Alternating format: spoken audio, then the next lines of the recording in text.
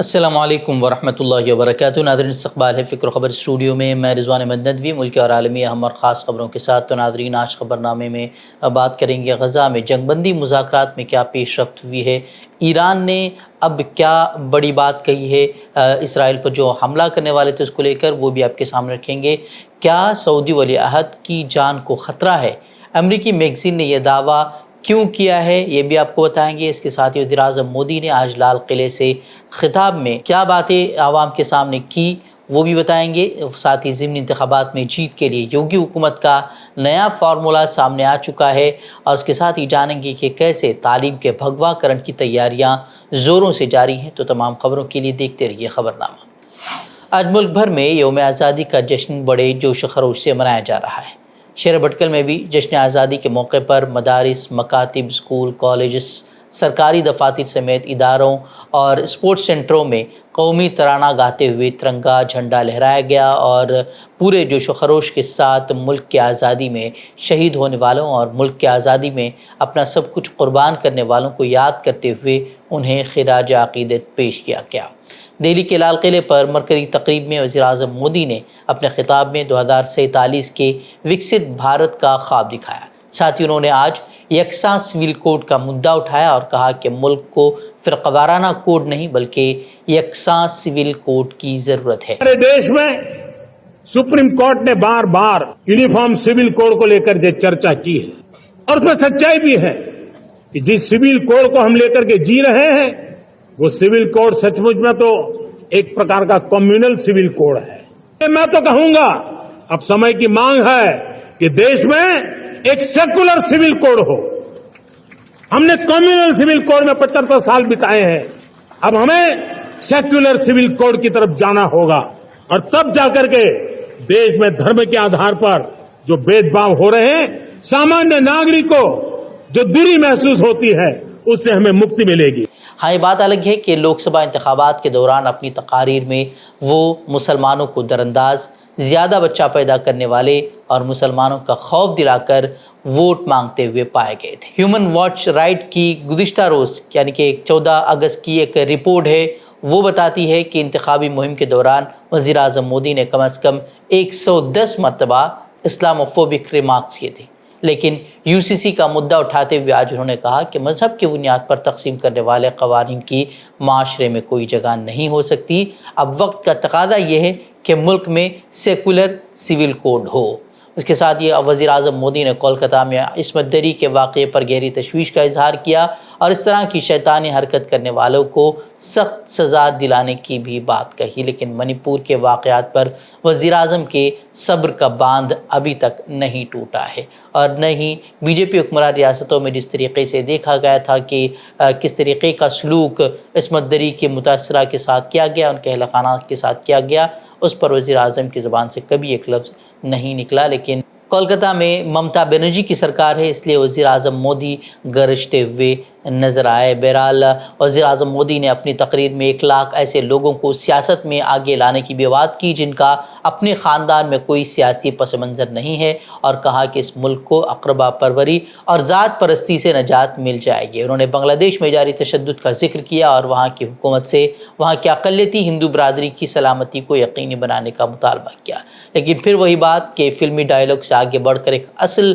زندگی جو ہے وہ ہندوستان میں بسنے والے اقلیتوں کی بھی ہے، ان کے خلاف آج کے اس ماحول میں جو کچھ ہو رہا ہے اسے ایک بار پھر انہوں نے نظر انداز کر دیا۔ صرف لوک سبھا انتخابات کے بعد نفرت پر مبنی مختلف حملوں میں 12 مسلمان اور 1 عیسائی خاتون ہلاک ہو چکی ہیں، لیکن اس پر وزیر اعظم مودی نے بات نہیں کی۔ خیر، وزیر اعظم مودی نے بدعنوانی پر بات کی، اسے ملک کے لیے چیلنج بتایا، لیکن اڈانی سے بھی معاملے پر حکومت کیا کر رہی ہے وہ ہر کوئی جانتا ہی ہے، اس پر وزیر اعظم مودی ایک لفظ بولتے ہوئے نظر نہیں آئے۔ بی جے پی میں شامل بدعنوان لیڈروں پر کیا کارروائی ہو رہی ہے وہ کسی کو بتانے کی ضرورت نہیں ہے۔ وہیں وزیر اعظم مودی نے قدرتی آفات کا تذکرہ کیا، 2036 کے اولمپکس کی میزبانی کی تیاری کی بھی بات کہی، میڈیکل کالجز میں 75,000 نئی سیٹوں کا وعدہ کیا، ووکل فار لوکل پر زور دیا، خلائی شعبے میں بھارت کی طاقت کا بھی ذکر کیا، اور ساتھ ہی 2047 میں وکست بھارت کا خواب بھی عوام کو دکھایا ہے۔ ایرانی حکام نے دعویٰ کیا ہے کہ غزہ میں جنگ بندی ہونے کی صورت میں ہی ایران کی اسرائیل پر جوابی حملے کی کارروائی مؤخر ہو سکتی ہے۔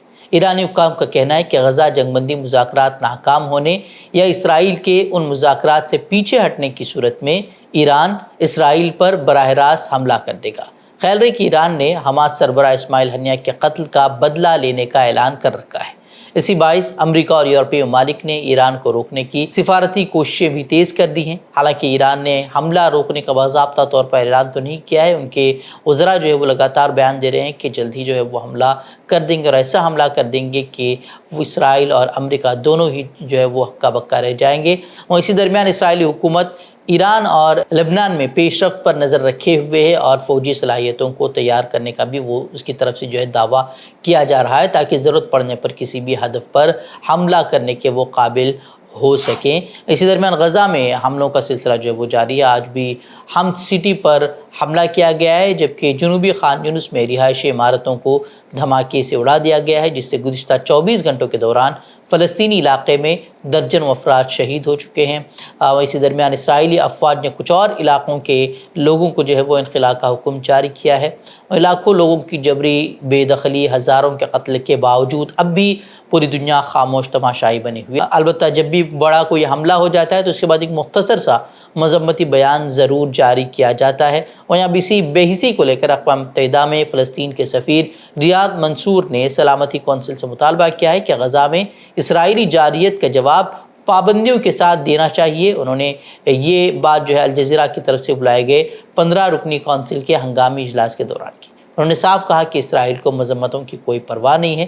انہوں نے یہ بھی کہا کہ اسرائیلی حکومت کو اپنے یرغمالیوں کی بھی کوئی پرواہ نہیں ہے، جو اس کے رویے سے صاف ظاہر ہو رہا ہے۔ کوئی جنگ بندی کو لے کر مذاکرات کا دور پھر سے شروع ہونے جا رہا ہے۔ امریکہ اسرائیل جنگ بندی مذاکرات کے لیے اپنے وفد کو جو ہے وہ قطر بھیج رہے ہیں، جبکہ حماس نے ثالثوں سے کہا ہے کہ وہ بات چیت کے بعد ملاقات کے لیے تیار ہے، تاکہ اس بات کا تعین کیا جا سکے کہ آیا اسرائیل کی جانب سے جنگ بندی کی تجاویز پر کوئی سنجیدہ رد عمل آیا ہے یا نہیں۔ حماس نے کل کہا تھا کہ وہ دوبارہ نئے سرے سے مذاکرات نہیں چاہتا ہے، بلکہ جو بائیڈن نے جو تجاویز پیش کی تھی جنگ بندی مذاکرات کو لے کر، اسی کو جو ہے وہ آگے بڑھایا جائے، چونکہ اگر پھر سے دوبارہ سے ایک بار مذاکرات ہوتے ہیں تو پھر اس کا نقصان صاف طور پر فلسطینیوں کو ہی ہوگا۔ وہیں اسرائیل میں اسیران کے اہل خانہ اب لگاتار مطالبہ کر رہے ہیں کہ مذاکرات کر جلد ہی کسی معاہدے تک پہنچا جائے اور یرغمالیوں کی رہائی عمل میں لائی جائے۔ اسی کو لے کر کل مظاہرے بھی ہوئے، جس کے بعد بتایا جا رہا ہے کہ کئی مظاہرین کو اسرائیلی پولیس نے گرفتار بھی کر لیا ہے۔ وہیں اندرونی اختلافات بھی بڑھتے جا رہے ہیں، اور نتن یاہو پر عوام کو صرف گمراہ کرنے کا الزام لگ رہا ہے۔ کہا جا رہا ہے کہ صرف اقتدار بچانے کے لیے وہ جنگ کو جاری رکھے ہوئے ہیں۔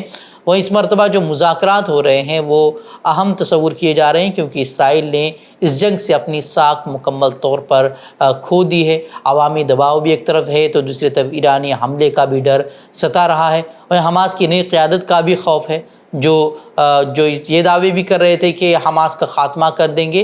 اب تمام انٹیلیجنس ایجنسیاں، چاہے وہ اسرائیلی ہوں چاہے وہ امریکی ہوں، وہ بھی یہی کہہ رہی ہیں کہ یہ ہونا جو ہے وہ ناممکن ہے، اور کہا جا رہا ہے کہ اس مرتبہ ثالثوں کی جانب سے بھی ٹھوس کوششیں کی جا رہی ہیں۔ ممکن ہے کہ کسی نتیجہ خیز معاہدے تک جو ہے اس کے بعد جو ہے وہ پہنچا جا سکتا ہے۔ بہرحال کیا ہوگا کیا نہیں ہوگا یہ تو آنے والا وقت ہی بتائے گا۔ اتر پردیش اسمبلی کی 10 نشستوں پر ضمنی انتخابات ہونے والے ہیں۔ حالانکہ الیکشن کی تاریخوں کا اعلان ابھی نہیں ہوا ہے، مگر ریاست میں سیاسی ہلچل بڑھ چکی ہے۔ اتر پردیش کی یوگی حکومت کے عموماً ہر عوامی اور قانونی فیصلے سے مسلمانوں کے ساتھ تعصب اور امتیازی سلوک کی بو آتی ہی ہے، خواہ وہ مجرموں کے خلاف بلڈوزر کی کارروائی ہو، جرائم پیشہ افراد کے خلاف انکاؤنٹر کی کارروائی ہو۔ وہیں اب یوگی حکومت کی جانب سے ایک اور منصوبہ بنایا جا رہا ہے، جس میں یوگی حکومت آئندہ ہونے والے ضمنی الیکشن کے دوران مسلم اور یادو پولیس افسران کو ڈیوٹی سے ہٹایا جائے گا۔ اب یہ الزامات عائد کیے جا رہے ہیں اور مسلمانوں اور یادو افسران کے ساتھ تعصب کی خبروں کے درمیان سماجوادی پارٹی کے صدر اکھلیش یادو نے بدھ کو ایکس پر اس خبر اور متعلقہ ویڈیو کو شیئر کرتے ہوئے بی جے پی اور یوگی پر سخت حملہ کیا ہے۔ اکھلیش یادو نے لکھا کہ جب عوام ضمنی انتخابات میں بھی بی جے پی کو شکست دینے کے لیے میدان میں اتری ہے، تب بی جے پی کچھ عہدیداروں کو ہٹانے کے لیے خواہ کتنی ہی حکومتی انتظامی ڈرامہ کیوں نہ کرے، انہیں کوئی نہیں روک سکتا، انہیں شکست کا ہی منہ دیکھنا پڑے گا۔ اگر بی جے پی عوام مخالف نہ ہوتی تو آج انہیں یہ دن نہیں دیکھنا پڑتا۔ مہنگائی، بے روزگاری، پولیس بھرتی، نیٹ امتحان، خواتین کی حفاظت، آئین اور ریزرویشن، نزول زمین جیسے مسائل سے لڑنے کے لیے بی جے پی کب اور کس کو مقرر کرے گی، یہ سوال اکھلیش یادو نے پوچھا ہے۔ اکھلیش یادو نے بھی کہا کہ یہ صرف بی جے پی کی اپنی حکومت پر نہیں بلکہ الیکشن کمیشن پر بھی ہے۔ الیکشن کمیشن کو از خود اس معاملے کا نوٹس لینا چاہیے۔ اس طرح کی بات اکھلیش یادو نے کہی۔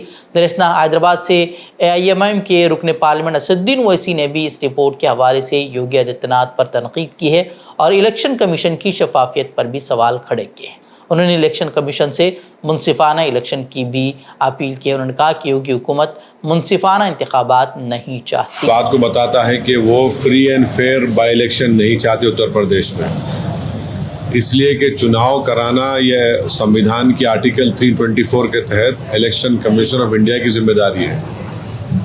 ہم الیکشن کمیشن سے جاننا چاہیں گے کہ کیا وہ اتر پردیش کے مکھیہ منتری کے اس ڈکٹاٹ کو، اس آرڈر کو وہ مانیں گے اور پھر یادو اور مسلمان آفیسر کو نہیں رکھیں گے، یا پھر فری اینڈ فیئر الیکشن ہوگا جس میں الیکشن کمیشن انڈیپینڈنٹلی کام کرے گا۔ جب سے مودی حکومت آئی ہے اس وقت سے تعلیم کے بھگوا کرن کا الزام لگتا رہا ہے۔ مرکزی حکومت کی جانب سے NCERT کی نصابی کتابوں میں تبدیلی کا عمل بھی جاری ہے اور متعدد کتابوں میں دائیں بازو کے نظریات پر مشتمل مواد شامل کر دیا گیا ہے۔ وہیں اب ریاستی سطح پر بھی براہ راست RSS سے وابستہ مصنفین کی کتابوں کو نصاب میں شامل کرنے کو لازمی قرار دیا جا رہا ہے۔ مدھیہ پردیش کی بی جے پی حکومت نے ایک اقدام کے تحت ریاست بھر کے کالجوں کے لیے اپنے نصاب میں RSS کے رہنماؤں کی تصنیف کردہ کتابوں کو شامل کرنا لازمی قرار دیا ہے۔ محکمہ اعلیٰ تعلیم کی طرف سے کالج انتظامیہ کو ہدایت دی گئی ہے کہ وہ RSS سے وابستہ افراد کی تصنیف کردہ 88 کتابوں کا ایک سیٹ خریدیں۔ اس فہرست میں سرکردہ RSS رہنماؤں کی لکھی ہوئی تخلیقات بھی شامل ہیں جو کہ RSS کی تعلیمی شاخ ودیا بھارتی سے وابستہ رہے ہیں۔ مدھیہ پردیش حکومت کے اس فیصلے پر اپوزیشن نے سخت اعتراض کیا ہے۔ کانگریس نے اس پر تنقید کرتے ہوئے اسے بی جے پی کی تقسیم کے نظریے کو فروغ دینے کی کوشش اسے قرار دیا ہے۔ امریکی میگزین پولیٹیکو نے دعویٰ کیا ہے کہ سعودی ولی عہد اور وزیر اعظم محمد بن سلمان نے امریکی کانگریس ارکان کے ساتھ گفتگو کے دوران اپنے قتل کا خدشہ ظاہر کیا ہے۔ رپورٹ کے مطابق محمد بن سلمان نے کہا کہ اسرائیل کے ساتھ تعلقات معمول پر لانے اور امریکہ کے ساتھ غیر مشروط تعاون کے معاملے پر میں نے اپنی جان خطرے میں ڈالی ہے اور مجھے اس وجہ سے کسی بھی وقت نشانہ بنایا جا سکتا ہے۔ رپورٹ کے مطابق محمد بن سلمان نے اس بات کا ذکر کیا کہ اس خطرے کو مد نظر رکھتے ہوئے ضروری ہے کہ معاہدے میں فلسطینی ریاست کے قیام کے لیے فوری راستہ بھی شامل کیا جائے۔ تو ناظرین، خبریں مزید خبروں کے لیے آپ ہمارے ویب سائٹ www.fikrkhabar.com کی طرف رخ کر سکتے ہیں۔ ویڈیوز کے لیے ہمارے YouTube چینل کو سبسکرائب کریں۔ تو ناظرین، اجازت دیں۔ السلام علیکم ورحمۃ اللہ وبرکاتہ۔